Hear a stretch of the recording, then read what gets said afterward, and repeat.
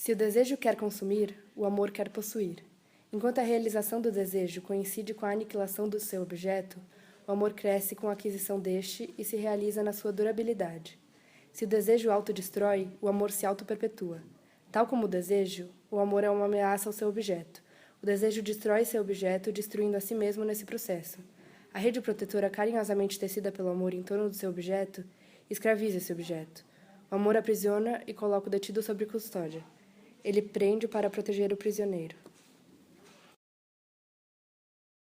Quando eu tinha 6 anos, ganhei um porquinho da Índia. Que dor de coração me dava, porque o bichinho só queria estar debaixo do fogão. Levava ele para a sala, para os lugares mais bonitos, mais limpinhos. Ele não gostava. Queria era estar debaixo do fogão. Não fazia caso nenhum das minhas ternurinhas. O meu porquinho da Índia foi a minha primeira namorada. O que é Eros?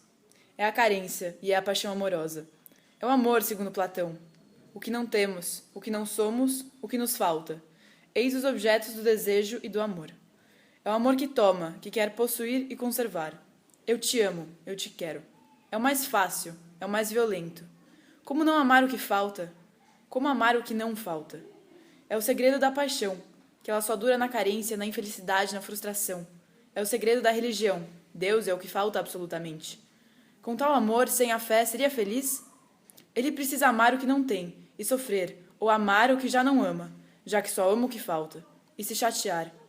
Sofrimento da paixão, tristeza dos casais. Não há amor, Eros, feliz. Se queres sentir a felicidade de amar, esquece a tua alma. A alma é que estraga o amor. Só em Deus ela pode encontrar satisfação, não noutra alma. Só em Deus, ou fora do mundo. As almas são incomunicáveis. Deixe o teu corpo entender-se com outro corpo, porque os corpos se entendem, mas as almas não.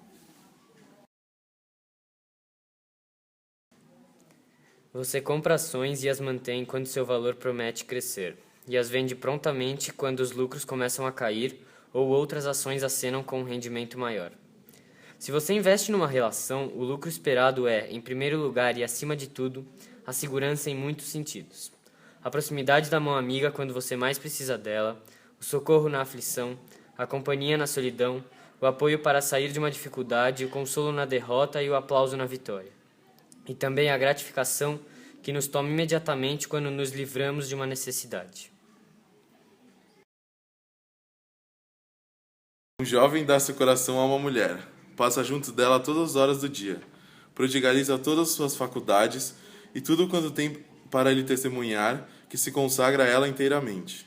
Aparece um pendente, um moço de bom senso, e diz ao moço: meu caro senhor, amar é próprio do homem, mas é preciso amar como pessoa razoável. Reparti vosso tempo, consagrando uma parte ao trabalho e outra, as vossas horas vagas somente à mulher amada. Dai um balanço em vossa fortuna, retirando daquilo que sobrar, não vos proíbo de lhe façais presentes, mas não muitos. Por exemplo, quando ela realiza suas festas, por ocasião do seu aniversário, etc. Se o jovem mostrar-se obediente, tornar-se-á um sujeito recomendável e empenhar-me-ei junto de um príncipe a confiar-lhe qualquer emprego público. Mas não se procede desse modo com o amor. É como num shopping. Os consumidores hoje não compram para satisfazer um desejo, compram por impulso. Semear, cultivar e alimentar o desejo leva tempo, um tempo insuportavelmente prolongado para os padrões de uma cultura que tem pavor em postergar, preferindo a satisfação instantânea. O desejo precisa de tempo para germinar, crescer e amadurecer. Numa época em que o longo prazo é cada vez mais curto, ainda assim a velocidade de maturação do desejo resiste de modo obstinado à aceleração. O tempo necessário para o investimento no cultivo do desejo dar lucros parece cada vez mais longo, irritante e insustentavelmente longo. Essa certeza esmagadora aumentou a ansiedade de Florentino Ariza, que no auge do gozo tinha tido uma revelação na qual não podia acreditar, que se negava mesmo a admitir, e era que o amor ilusório de Fermina Daza podia ser substituído por uma paixão terrena. Por isso, se empenhou em descobrir a identidade da violadora mestra, em cujo instinto de pantera encontraria talvez o remédio para sua desventura, mas não conseguiu. Ao contrário, Quanto mais aprofundava a pesquisa, mais longe se sentia da verdade. E assim é, numa cultura consumista como a nossa, que favorece o produto pronto para uso imediato, o prazer passageiro, a satisfação instantânea, resultados que não exijam esforço prolongado, receitas testadas, garantias de seguro total e devolução do dinheiro. A promessa de aprender a arte de amar é a oferta, falsa e enganosa, mas que deseja ardentemente que seja verdadeira, de construir a experiência amorosa à semelhança de outras mercadorias, que fascinam e seduzem exibindo todas as características e prometem desejo sem ansiedade, esforço sem suor e resultado sem esforço.